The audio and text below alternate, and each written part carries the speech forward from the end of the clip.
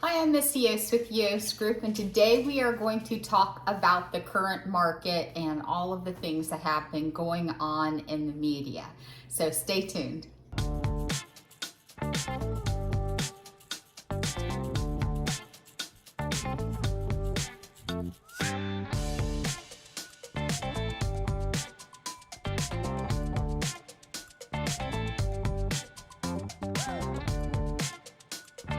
Hi, I'm Miss Yost with the Yost Group, and welcome to Yost on the Coast. I do these videos once a week to keep you in the know about what's going on in the low country of South Carolina.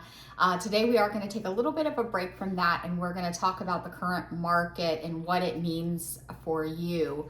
If you have not already done so, make sure that you subscribe, hit the little bell, and like and share our videos so that other people can find us and learn about the area and real estate in general. So today we are going to talk about the market. Let's talk about the way that the market has just been crazy this past year. We saw record appreciation in homes. We saw buyers being outbid and having to go way over asking prices, giving up all of their freedoms to just be able to purchase a property. This was the spring of 2022 when we were seeing that, and we are now in fall of 2022, and that is not the case now. It is still a seller's market, even with everything that's been out there and published as far as doom and gloom. Are we seeing 2008 again? All of that. We are still in a seller's market. We are not going to see 2008 again, and I'm going to explain to you why. First of all, in 2008, it didn't matter who you were, you could get a loan. They were giving loans out to pretty much anybody. Also in 2008, we had, or before that, the housing crash, loans were going out to anybody, which caused people not to be able to afford their mortgages, which caused a foreclosure crisis. And with the foreclosure crisis, people were forced to sell, brought prices down, depreciated homes, and it became a complete buyer's market at that time. That is not what we're seeing in 2022. We're seeing interest rates go up to kind of counterbalance what's been happening with inflation, but we're still seeing a seller's market, which means that there is less inventory out there than there are buyers. You have to be well qualified now to get a mortgage, so we don't have that part of what caused the crisis. Underwriting is good. They're not going to give you a mortgage if you really can't afford that mortgage, and prices are what we call sticky. And that just means that people are not being forced to sell. We're not seeing short sales need to happen. We are not seeing homes go into foreclosure. So, with that, we do expect the market to remain, in a good spot. Now, it has balanced a little bit more. And you might feel that more depending on where you are in the nation. A balanced market means that there's as many buyers out there as there are sellers. And although it still is a seller's market, and the sellers will slightly be less than what the buyers are, so the sellers still do have a little bit more power and control in the market. It's not like this now. It's come to where it's a little bit more even, and you will find that it's becoming a little bit more balanced. Appreciation in the next year, we do expect appreciation to be 1.4% now instead of what we saw back in 2021 and the beginning of 2022.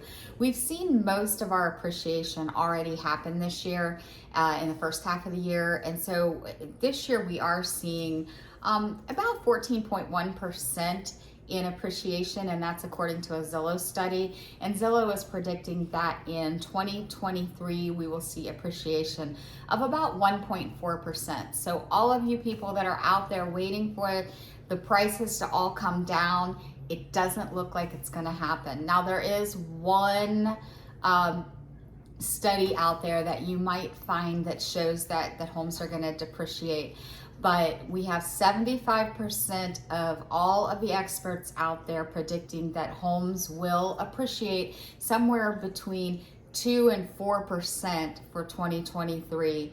And we have one that is saying that they will depreciate about 4% in 2023. And, you know, think about this. Even if that one study was correct and we did see a depreciation, which I really don't think is going to happen, we saw like 20% appreciation in 2021. So we're still way up even with that. So the market is strong. Now, depending on where you are is going to make a huge difference. And then it's going to also make a huge difference as far as what's going to be smart on your next step. I have a lot of people say right now, well, you know, should I wait until interest rates come back down before I buy?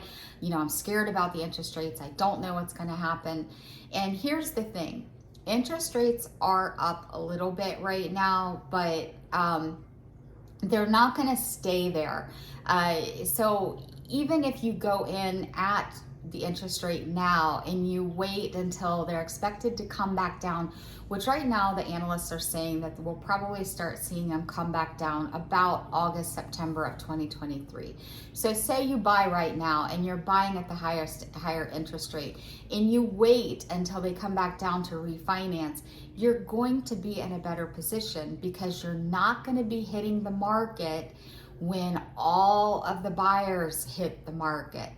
So remember, if everybody hits the market at the same time, we see homes going for asking price or above asking price because we are creating a buyer frenzy, which makes it the seller market, which we have seen. You do not have control over that market. You're going to be much better off to going ahead, moving forward now with your purchases, move forward now with your sales, because you're going to have more control in the market.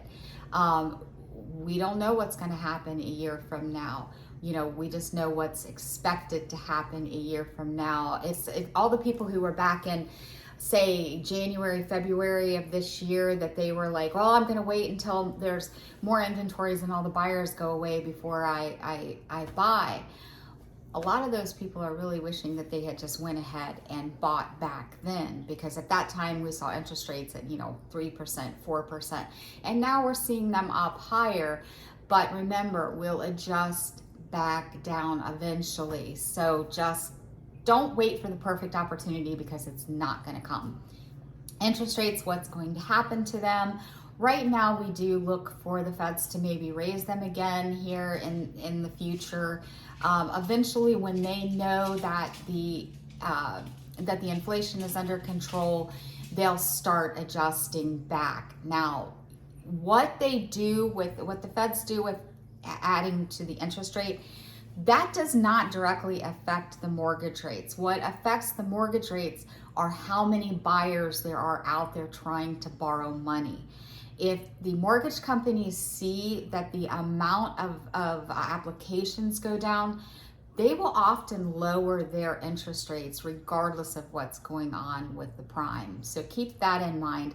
The less buyers that are applying, the more likely the interest rates will adjust back down. Also, look at your builders who are still offering some great incentives of, at 4.99%, I'm still seeing them with the builders. So right now, that is considered a low interest rate. Basically, I don't want you to panic. The market is still strong. If you listen to the news, the sky is falling, and it is not falling. Don't delay in what your plans are, because it's only going to lead to regret in the future. If you are wanting to be in the market right now to purchase a home, do it. Just do it, because the timing is not going to be necessarily better or worse 6 months from now. And the more you wait and see, the more chances that you're taking. And if the interest rates come back down, you can always refinance, but that house may go up in price. It may not be available anymore, and we don't want you to live with the regret of missing out. If you're looking to sell your house right now, do it. We have some great buyers, great well-qualified buyers out there, and you always want to be in the market that is where you're more noticed. If you wait for the spring market to come where everybody is listing, then you have a lot more competition. So hopefully you found something useful in this video. Once again, my name is Missy Yost with the Yost Group. We are brokered by EXP Realty. I do these videos once a week to keep you in the know of what's going on in the low country of South Carolina. Make sure you subscribe, hit the little bell, like and share our videos. And until next week. Bye-bye.